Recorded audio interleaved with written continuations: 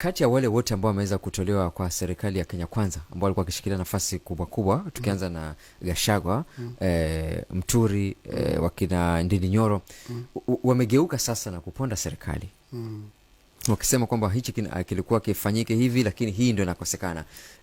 Kwa nini inakuwa wakati mtu uko katika serikali na kuna mapungufu usemi, unangoja utolewe ndio aanze kusema? Mimi nataka tu niseme hivi kwamba kwa kweli hiyo sasa ndio shida ya viongozi wetu. Okay. Kwa maana sahi tutakuamini vipi? Tutakuamini vipi? Kwa maana wewe umekuwa ndani. Na umekuwa ndani na matamshi yako wakati ukiwa ndani yalikuwa yana support serikali 100%. Lakini leo kwa sababu moja ama nyingine, na wacha ni mimi nimpatie kongole rais.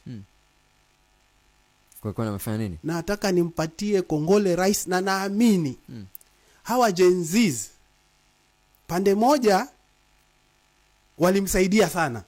Kufanya nini? Walimsaidia sana kupanga serikali. Okay. Manake wacha nisikudanganye ndugu yangu. Ilikuwa imefikia mahali rais sasa hajui amchukue nani amwache nani. So wale ambao walikuwa wako at the periphery, wanaona tuliambiwa sasa tuko nje, walikuwa na fight mbaya sana. Na ilikuwa imefikia level ambayo sasa labda isingekuwa wale Gen Z ingekuwa vipi. That is one.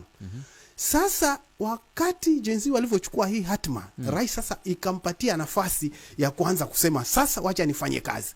Na kweli akasimamisha baraza lake lote, na haimaanishi ya kwamba ati ilikuwa wale mawaziri wote walikuwa ni wabaya. Ndio maana yeye mwenyewe katika fikra zake akaanza kuona huyu naweza mleta, huyu naweza mleta. Hawa viongozi kama umetaja Muturi, Ndindi Nyoro, basi hawa si ni wajuzi.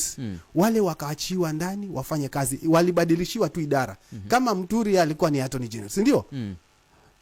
Baadaye baada hii mabadiliko akapatiwa wizara. Lakini Muturi baada ya kutoa katika ile position alivyopatiwa wizara, mimi niliona kwamba alianza kukosa raha. Kwa nini nimetolewa pale, nimeletwa katika hii wizara? Coco FM 98.9, ladha ya Pwani.